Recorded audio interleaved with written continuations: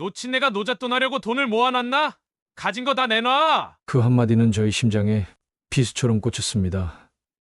그 일이 있기 전까지는 말이죠. 목포의 늦가을 하늘은 깊고 짙은 푸른 빛을 머금고 있었습니다. 제가 처음 이곳에 왔을 때 중앙시장은 특유의 냄새와 소리로 가득했어요. 갓 잡아온 생선의 비릿한 향, 말린 고추의 매운 기운, 그리고 오래된 지붕에서 떨어지는 먼지 냄새가 공기를 가득 채웠죠. 시장 한복판에서 저는 잠시 발걸음을 멈추고 주변을 둘러보았습니다. 상인들의 활기찬 목소리, 물건을 고르는 손님들의 흥정 소리가 귓가를 스쳤어요. 하지만 표면적인 활기 아래 저는 무언가 다른 것을 감지했습니다. 상인들의 눈빛 속에 숨겨진 불안과 두려움이었죠. 누구도 입 밖으로 내지 않지만 모두가 알고 있는 진실이 시장에 무겁게 드리워져 있었어요. 권필상이라는 사내가 시장을 장악하고 있었습니다. 단순한 폭력배가 아니라 시스템을 조종하는 인물이었어요. 저는 첫날부터 그의 부하들이 상인들에게 다가가는 모습을 지켜보았죠. 그들의 미소 속에 숨겨진 위협을 놓치지 않았습니다. 장사 잘 되시네요. 이 사장님, 이번 달은 안 늦겠죠? 과일 가게 주인이 입술을 깨물며 돈을 건네는 모습을 지켜보았어요. 저는 그 순간 이 사장의 눈에서 체념과 분노가 교차하는 것을 보았습니다. 지난달보다 올랐네. 너무하는 거 아닙니까? 물가가 오르잖아요. 우리도 살아야죠. 그 말 속에 담긴 냉소를 저는 놓치지 않았어요. 이 시장의 모든 사람들이 침묵 속에 무언가를 견디고 있었습니다. 돈을 내지 않으면 가게에 문제가 생겼어요. 도매상에서 물건을 받을 수 없거나 엉망으로 상한 재료가 배달되었죠. 반항한 가게들은 손님들의 발길이 끊겼고 이유 없이 단속이 나오는 경우도 있었습니다. 시장 구석에 자리 잡은 작은 국수집 앞에서 저는 걸음을 멈췄어요. 주인 할머니는 무릎이 아픈지 절뚝거리며 가게를 정리하고 있었습니다. 그런 할머니에게도 이들은 돈을 요구했을까요? 제 가슴 한 구석이 묵직하게 아려왔어요. 저는 이 시장에서 제가 해야 할 일을 확신했습니다. 오랜 세월 동안 잠들어 있던 무언가가 제 안에서 다시 깨어나는 것을 느꼈어요. 제가 이곳에 온 이유가 분명해졌죠. 단순히 은퇴 후의 조용한 삶을 위해서가 아니었습니다. 야간에 저는 시장을 몇 번이고 돌아다니며 권필상 조직의 움직임을 관찰했어요. 그들이 어떤 루트로 다니는지, 누구와 거래하는지, 돈은 어디로 흘러가는지를 파악했습니다. 마치 과거 특수부대 시절 적진을 분석하던 것처럼 차분하게 정보를 수집했어요. 권필상의 조직이 시장을 움직이는 방식을 파악하며 저는 계획을 세웠습니다. 저의 나이와 외모가 좋은 위장이 될 것이라고 생각했어요. 누가 70대 노인에게 특별한 능력을 의심하겠습니까? 이것이 제 강점이었습니다. 저는 시장 한쪽에 몇 달 동안 비어있던 점포를 임대했습니다. 청의 횟집이라는 간판을 달았어요. 가게를 정리하는 동안 제 손은 여전히 칼을 다루는데 능숙했습니다. 군에서 배운 섬세함과 정확함이 아직도 제 몸에 남아 있었죠. 회칼로 생선을 손질하는 것은 과거의 기술을 다른 방식으로 활용하는 것이었습니다. 첫날부터 주변의 시선이 저를 향했어요. 목포 사투리를 쓰지 않는 저를 보며 사람들이 수군거렸습니다. 어디서 왔대? 서울에서 내려왔다는 말이 있어. 저는 그들의 경계심 가득한 눈빛을 고스란히 느꼈어요. 시장에서는 외지인에 대한 불신이 강했습니다. 특히 제가 의도적으로 권필상의 유통망을 거치지 않고 직접 어시장에서 생선을 구매하는 모습을 보이며 더욱 관심을 끌었죠. 저거 좀 위험한데 권필상이 저걸 가만히 둘까? 소문이 퍼지고 있다는 것을 알고 있었습니다. 하지만 저는 이미 예상했던 상황이었어요. 권필상이 당장 행동하지 않을 것도 알고 있었죠. 그는 분명 저를 관찰하고 있을 테니까요. 사실 저는 그가 지켜보기를 바랐습니다. 그것이 제 계획의 첫 단계였으니까요. 저는 가게 안에 최소한의 가구만 배치했습니다. 작은 테이블 4개와 카운터, 그리고 필요한 주방 도구들만 준비했어요. 제 삶에서 배운 것 중 하나는 단순함이 생존에 유리하다는 것이었습니다. 복잡한 것은 예측하기 어렵고 그것은 위험을 의미했죠. 가게를 정리하면서 창밖으로 권필상의 부하들이 저를 지켜보는 모습이 보였습니다. 그들의 시선에 담긴 경고를 무시하지 않았어요. 하지만 두렵지는 않았습니다. 저는 더 큰 위험 속에서도 살아남았으니까요. 저녁이 되자 제 가게 앞을 지나던 한 할머니가 호기심 어린 시선으로 들여다보았습니다. 저는 미소를 지으며 손짓했어요. 할머니는 잠시 망설이다 가게 안으로 들어왔습니다. 새로 시작하셨네요. 여기 오래 비어 있었는데, 네.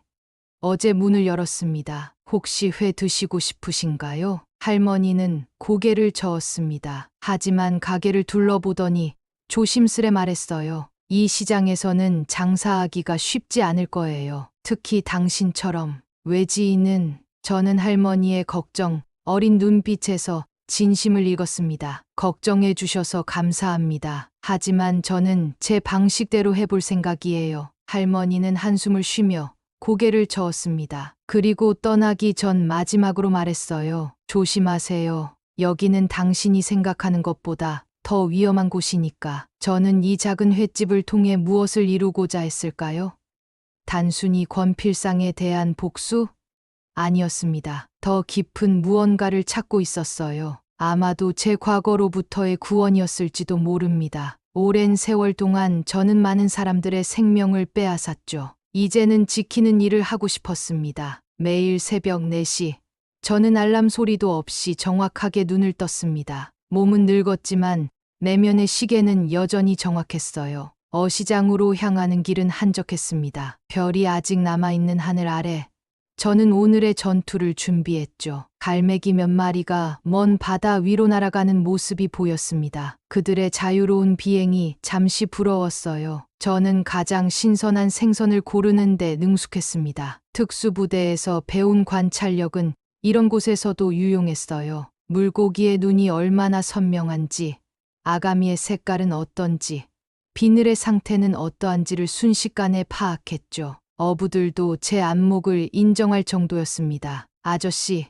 이 놈은 오늘 새벽에 잡은 거예요. 특별히 챙겨뒀습니다. 어부들과의 관계도 서서히 쌓아갔어요. 저는 그들에게 정당한 가격을 지불했고 존중을 표현했습니다. 권필상의 조직이 그들에게도 영향력을 행사하고 있다는 것을 알고 있었지만 어부들의 마음을 얻는 것은 제 전략의 일부였죠. 가게로 돌아와 저는 정확하고 조용한 손길로 생선을 손질했습니다. 칼날이 생선의 살을 가르는 순간 제 머릿속에는 과거의 기억이 스쳐 지나갔어요. 그때와는 다른 목적으로 칼을 쥐고 있다는 사실이 묘한 감정을 불러일으켰습니다. 개업 첫 주 동안 손님이 거의 없었어요. 시장 사람들이 저를 일부러 외면한다는 것을 알고 있었습니다. 권필상 측에서 저 횟집 가봤자 곧 망할 거다라는 소문을 퍼뜨린 것이겠죠. 하지만 저는 개의치 않았어요. 창가에 앉아 빈 테이블들을 바라보며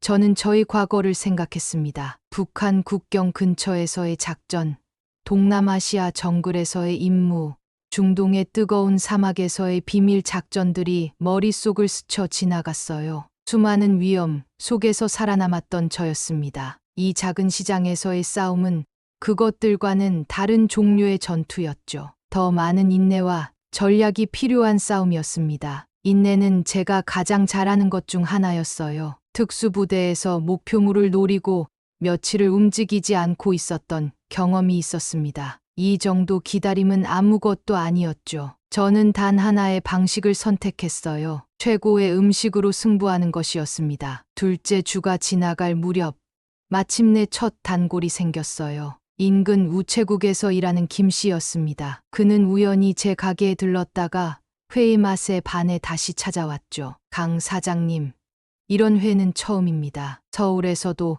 이렇게 신선한 건 못 먹었어요. 그의 말에 저는 고개를 끄덕였습니다. 김 씨는 그 후로 매일 점심시간에 제 가게를 찾았어요. 그리고 그의 입소문을 통해 조금씩 손님이 늘어나기 시작했습니다. 시장 사람들의 경계심도 서서히 허물어졌어요. 처음에는 불신의 눈초리로 저를 바라보던 사람들이 이제는 가벼운 목례를 건네기 시작했습니다. 하지만 권필상의 그림자는 여전히 무겁게 드리워져 있었죠. 그들은 저와 친하게 지내는 것을 두려워했습니다. 가게를 열고 약 2주일이 지났을 때 처음 보는 손님이 찾아왔습니다. 허름한 옷차림의 노파였어요. 그녀는 가게를 둘러보더니 조용히 말했습니다. 당신 여전히 이곳에 있었군요. 그 순간 저는 심장이 멈추는 듯한 느낌을 받았어요. 그녀를 즉시 알아볼 수는 없었지만 그 말투와 눈빛에서 과거의 흔적을 느꼈습니다. 저는 감정을 숨기며 조용히 물었죠. 어떤 음식을 드시겠습니까? 노파는 자리에 앉아 저를 유심히 바라보았어요. 그 시선 속에는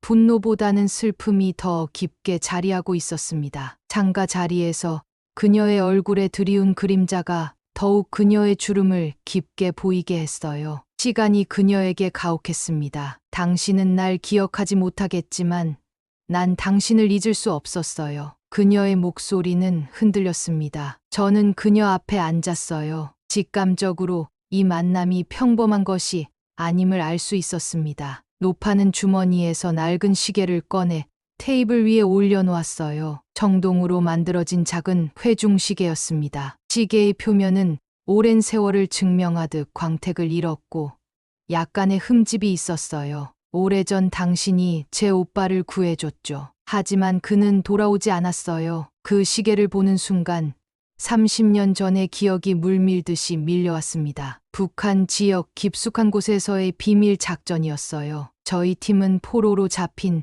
한국 첩보원을 구출하는 임무를 맡았었죠. 그의 이름은 장민호였습니다. 저희는 그를 구출했지만 철수 과정에서 적의 기습을 받았어요. 장민호는 저를 감싸며 총알을 맞았습니다. 그날의 비가 내리던 풍경, 총성의 울림, 그리고 장민호의 마지막 말이 생생하게 떠올랐어요. 그는 시계를 저에게 건네며 가족에게 전해달라고 했지만 혼란 속에서 저는 그의 가족을 찾지 못했습니다. 이건 오빠가 마지막으로 남긴 거예요. 혹시 당신이 기억할까 해서 왔어요. 시계를 받아들고 저는 언어가 주는 위로의 한계를 느꼈습니다. 어떤 말도 그녀의 상실을 채울 수 없을 것 같았어요. 하지만 진실을 말해야 했죠. 장민호 요원은 영웅이었습니다. 그가 없었다면 저도 지금 여기 없었을 거예요. 노파의 눈에 눈물이 고였습니다. 그녀의 손은 주름지고 약간 떨렸어요. 저는 그녀의 손을 조심스럽게 잡았습니다. 그녀의 손에서 느껴지는 온기가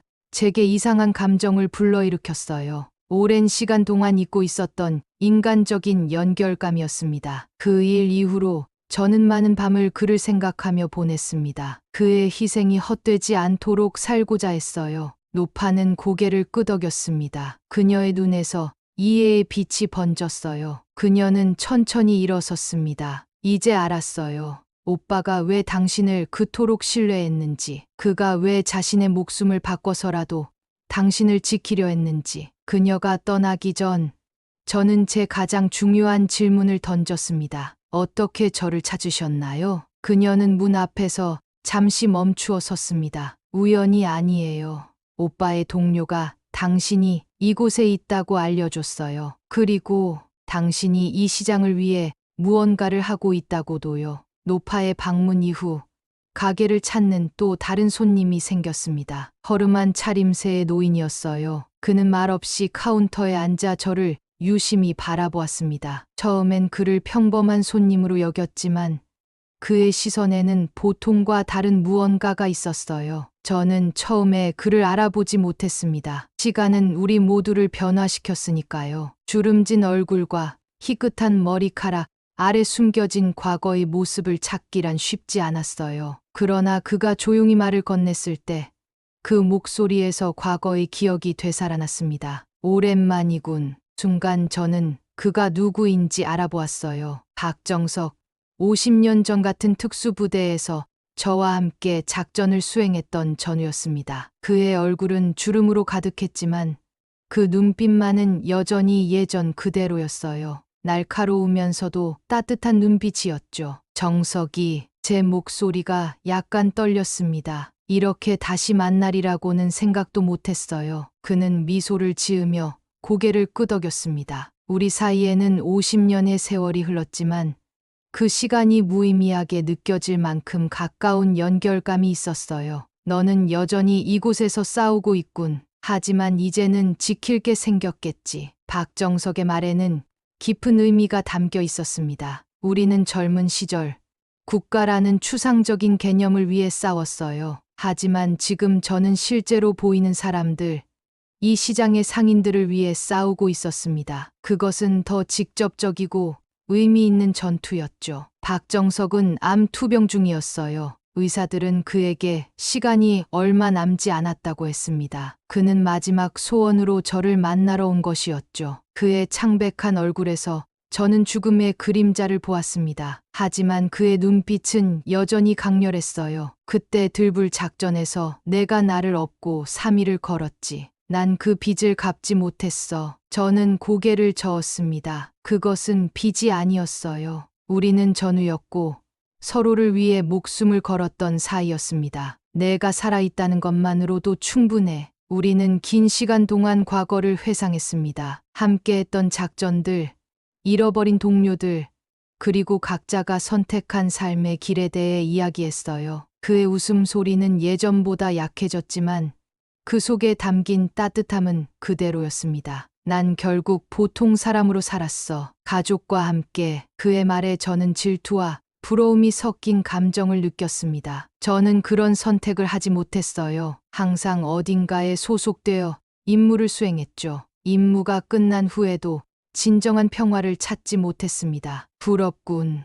솔직한 제 말에 박정석은 웃음을 지었어요. 그는 천천히 주머니에서 사진 한 장을 꺼냈습니다. 그의 가족 사진이었죠. 아내와 2 자녀, 그리고 손주들까지 모두 웃고 있었습니다. 그 사진 속에는 제가 경험해보지 못한 행복이 담겨 있었어요. 내가 이 시장을 정리한 후에는 무엇을 할 계획이지? 그 질문에 저는 대답할 수 없었어요. 한 번도 생각해보지 않았기 때문입니다. 제 삶은 항상 다음 임무에 대한 것이었죠. 그 이후를 계획해본 적이 없었습니다. 가게가 성공하기 시작했습니다. 입소문을 통해 저희 횟집을 찾는 손님들이 늘어났어요. 처음에는 호기심으로 왔다가 음식의 맛에 반해 다시 찾아오는 손님들이 많아졌죠. 시장 상인들도 점차 저에게 마음을 열기 시작했습니다. 어느 날 아침, 제과점 주인이 갓 구운 빵을 들고 가게를 찾아왔어요. 그는 조심스레 주변을 살피더니 빵을 건넸습니다. 강 사장님, 작은 선물입니다. 가게가 잘 되시는 것 같아 기쁩니다. 그의 말에 담긴 진심이 느껴졌어요. 하지만 그의 눈빛에는 여전히 두려움이 있었습니다. 그는 제게 더 가까이 다가와 작은 목소리로 말했죠. 권필상이 당신을 주시하고 있어요. 조심하세요. 이런 변화는 당연히 권필상의 눈에도 들어왔어요. 그는 먼저 부하들을 보냈습니다. 3명의 건장한 남자들이 영업시간이 끝나갈 무렵 가게를 찾아왔죠. 검은색 가죽 재킷을 입은 그들의 모습은 시장의 다른 사람들과는 확연히 달랐습니다. 돈 내고 장사하셔야죠, 할아버지. 선두에 선 남자의 목소리에는 위협이 담겨 있었지만 저는 동요하지 않았어요. 무수히 많은 위협 속에서 살아남은 사람에게 이 정도는 아무것도 아니었습니다. 제 심장은 잔잔한 호수처럼 고요했죠. 가게의 불빛이 그들의 얼굴에 그림자를 드리웠습니다. 나는 여기서 장사할 뿐이네. 제가 차분하게 대답하자 그들은 당황한 기색을 보였어요. 아마도 보통의 상인들처럼 두려움에 떠는 모습을 기대했던 것 같습니다. 그들의 눈빛이 서로를 향했고 무언가 계획이 틀어졌다는 신호를 주고받았죠. 가장 덩치가 큰 하나가 앞으로 다가왔습니다. 이봐요, 할아버지. 우리가 누군지 모르나 본데. 그가 말을 끝내기도 전에 저는 회칼을 들었습니다. 칼을 다루는 제 손놀림에는 수십 년의 경험이 담겨 있었어요. 칼끝이 그의 목 가까이에 닿을 정도로 빠르게 움직였죠. 그는 한 걸음 물러섰습니다. 그의 눈동자가 확대되며 공포가 번졌어요.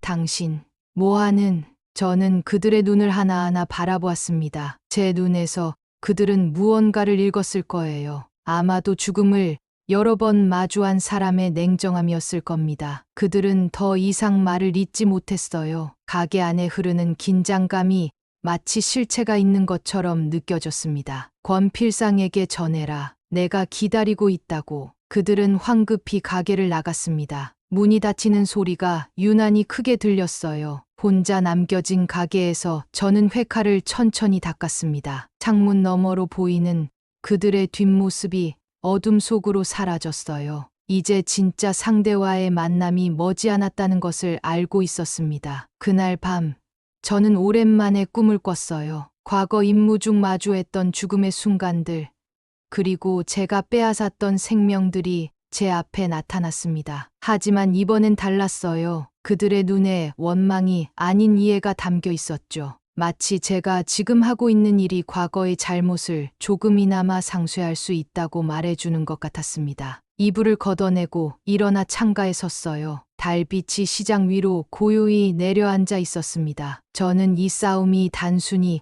권필상과의 대결이 아니라는 것을 깨달았습니다. 제 자신과의 싸움이기도 했어요. 과거의 어둠으로부터 벗어나 마침내 빛을 향해 나아가는 여정이었죠. 저는 무언가를 기다리는 듯한 평온함으로 가게를 정리하고 있었습니다. 행주로 이미 깨끗한 카운터를 다시 한번 닦으며 문이 열리는 소리를 들었죠. 그가 올이라는 걸 알고 있었어요. 권필상이 들어오는 순간 공기가 무거워졌습니다. 그의 뒤로 따라 들어온 2명의 부하들이 문 앞에 위협적으로 서 있었어요. 사장님, 요즘 가게가 잘 된다면서요? 권필상의 목소리는 겉으로는 부드러웠지만 그 속에 숨겨진 날카로움을 놓치지 않았습니다. 그의 얼굴에는 자신감이 넘쳤죠. 이 시장에서 누구도 그에게 반항하지 못한다는 오만함이 역력했어요. 저는 천천히 고개를 들어 그를 바라봤습니다. 손님께 드릴 음식을 준비 중이었는데 무슨 일로 오셨나요? 제 목소리는 조용했지만 단단했습니다. 저의 침착함이 권필상을 불편하게 만들었는지 그의 얼굴에 미세한 긴장감이 스쳤어요. 우리 시장에는 지켜야 할 규칙이 있습니다. 모두가 지키는 규칙이죠. 권필상은 카운터에 가까이 다가오며 말했습니다. 그의 시선은 제 손에 머물렀어요. 아마도 제가 굴복하여 돈을 꺼내길 바라는 눈치였죠. 저는 천천히 행주를 내려놓았습니다. 고요함 속에서 행주가 카운터에 닿는 소리만이 들렸어요. 목포에 온 지 몇 개월 되셨는데 시장의 질서를 아직 모르시나 보네요. 권필상의 말에 저는 미소를 지었습니다. 오랜 세월 동안 쌓아온 인내심이 이 순간을 위한 것이었는지도 모르겠어요. 저의 손은 자연스럽게 카운터 아래로 향했고 권필상의 눈빛이 변했습니다. 돈을 꺼내는 거겠지?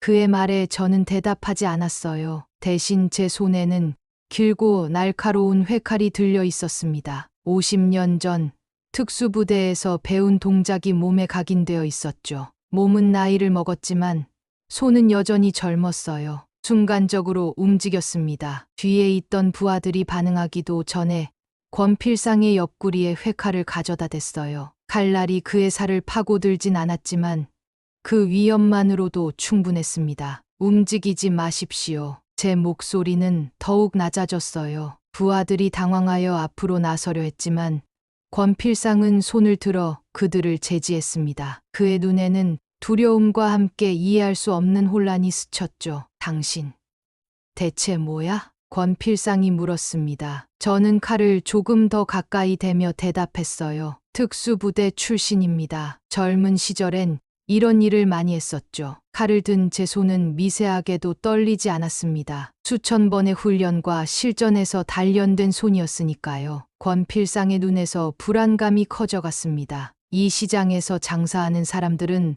모두 열심히 살아가는 사람들입니다. 그들의 피와 땀으로 일군 것을 빼앗는 건 옳지 않아요. 제 말에 권필상은 웃으려 했지만 그의 웃음은 공허했어요. 당신 같은 노인네가 어디서. 말을 마치기도 전에 제 손이 움직였습니다. 순식간에 부하 2명이 바닥에 쓰러졌어요. 아프지만 치명적이지 않은 부위를 정확히 공격했죠. 그들은 바닥에서 신음하며 몸을 움츠렸습니다. 앞으로 이 시장의 상인들에게 보호비를 요구하지 마세요. 도매상들을 통해 압력을 행사하는 것도 중단하십시오. 저는 권필상에게서 칼을 떼고 뒤로 물러섰습니다. 그의 얼굴에는 분노와 두려움이 교차했어요. 이게 끝이라고 생각하나? 당신은 이 시장에서 더 이상 발붙일 수 없을 거야. 권필상이 쏘아붙였습니다. 저는 고개를 저었어요. 이미 끝났습니다. 당신이 죽이겠다고 협박하는 순간 서울에 있는 제 옛 동료들에게 모든 정보가 전달될 거예요. 당신의 불법 행위, 경찰과의 유착 관계, 모든 것이 드러나게 될 겁니다. 권필상의 얼굴이 창백해졌어요. 그는 제 눈을 똑바로 보더니 천천히 뒤로 물러섰습니다. 이 일은 잊지 않겠다. 그의 마지막 말을 들으며 저는 다시 행주를 집어들었습니다. 그들이 나간 후에야 비로소 제 손이 미세하게 떨리기 시작했어요. 나이가 들었다는 신호였을까요? 아니면 오랜만에 느껴본 전장의 긴장감 때문이었을까요? 석 달이 지난 오늘도 저는 새벽 4시에 일어났습니다. 몸은 피곤했지만 마음은 가볍고 평온했어요. 어시장으로 향하는 발걸음이 예전보다 더욱 경쾌해진 느낌입니다. 권필상과의 대결 이후 시장은 눈에 띄게 달라졌죠. 상인들의 얼굴에 활기가 돌아왔고 서로를 대하는 태도도 따뜻해졌어요. 강 사장님, 오늘도 일찍 나오셨네요. 어시장의 상인 김 씨가 반갑게 인사했습니다. 그의 눈빛에는 존경과 감사함이 담겨 있었어요. 처음엔 외지인을 경계하던 눈빛이었는데 이제는 깊은 신뢰가 느껴졌습니다. 오늘은 특별히 좋은 참돔이 들어왔어요. 강 사장님 가게에 딱 맞을 것 같습니다. 제가 고른 생선을 정성스럽게 손질해 포장해주는 김 씨의 손길에서 진심을 느꼈습니다. 이제 저는 시장의 일부가 되었어요. 더 이상 외지인이 아니라 그들 중 하나였죠. 가게로 돌아와 준비를 마치고 문을 열 때면 가슴이 따뜻해집니다. 이곳이 제가 마지막으로 선택한 안식처라는 생각이 들었어요. 오랜 세월 동안 특수부대원으로 그리고 그 이후의 삶에서도 안정을 찾지 못했던 제가 이제야 평화를 찾은 것 같았습니다. 점심시간이 되자 가게는 손님들로 가득 찼어요. 시장 상인들뿐만 아니라 입소문을 듣고 찾아오는 다양한 손님들이 자리를 채웠습니다. 제 손길로 정성스럽게 손질한 회를 맛있게 드시는 모습을 볼 때마다 보람을 느꼈죠. 이 회 정말 특별해요. 어떻게 이렇게 신선한 맛을 유지하는 거예요? 한 손님이 물었습니다. 저는 미소를 지으며 대답했어요. 비결은 정성과 인내입니다. 생선을 고르는 눈과 손질하는 칼솜씨는 시간이 만들어주는 거죠. 사실 이 말은 제 인생 전체를 요약한 것이기도 했습니다. 특수부대에서의 훈련, 임무 수행 중 겪었던 고난, 그리고 그 이후의 오랜 방황, 모든 시간이 저를 이 자리에 데려왔어요. 오후가 되자 그 노파가 다시 가게를 찾았습니다. 그녀는 이제 단골이 되었어요. 그녀가 자리에 앉자 저는 특별히 준비해둔 차와 함께 작은 접시를 내왔습니다. 오늘은 특별한 생선으로 준비했어요. 한번 드셔보세요. 노파는 음식을 맛보더니 눈시울이 붉어졌습니다. 그녀의 오빠가 생전에 가장 좋아했던 생선이었어요. 저는 그녀의 손을 가만히 잡았습니다. 당신 오빠는 훌륭한 전우였어요. 그를 기억하고 있습니다. 노파의 눈에서 눈물이 흘렀지만 그 눈물 속에는 위로와 감사함이 담겨 있었어요. 저는 그녀에게 오빠의 마지막 순간을 조용히 들려주었습니다. 아픈 기억이지만 그녀가 알아야 할 진실이었죠. 저녁이 되어 마지막 손님이 떠나고 가게를 정리하는 시간, 문득 창밖을 바라보았습니다. 석양에 물든 목포의 하늘이 아름다웠어요. 제 인생의 황혼기에 찾은 이 평화가 얼마나 값진 것인지 새삼 깨달았습니다. 가게 문을 닫으며 생각했어요. 내일도 새벽에 일어나 어시장으로 향할 것입니다. 그리고 저를 필요로 하는 이 시장의 사람들을 위해 제가 할 수 있는 일을 계속할 거예요. 특수부대 시절 배운 기술과 인내심은 이제 전혀 다른 방식으로 쓰이고 있었습니다. 칼로 생명을 위협하는 것이 아니라 생선을 정성껏 손질해 사람들에게 기쁨을 주는 데 사용되고 있었죠. 이것이 제 인생의 마지막 임무라면 저는 기꺼이 받아들이고 싶었습니다. 문을 잠그고 집으로 향하는 길, 시장 상인들이 반갑게 인사를 건넸어요. 그들의 눈빛에서 제가 이제 이곳에 속해 있음을 느꼈습니다. 더 이상 외로운 전사가 아니라 공동체의 일원으로서 제 자리를 찾은 것 같았어요. 집으로 향하는 발걸음이 가벼웠습니다. 오랜 시간 떠돌았던 제가 마침내 고향을 찾은 느낌이었어요. 목포의 바다 냄새와 시장의 활기가 저를 감싸 안았습니다. 이곳에서 저는 더 이상 과거의 그림자와 싸우지 않아도 됐죠. 그저 강준혁이라는 한 노인으로 청해 횟집의 주인으로 평범하게 살아갈 수 있었습니다. 그것이 제가 바라던 진정한 평화였으니까요.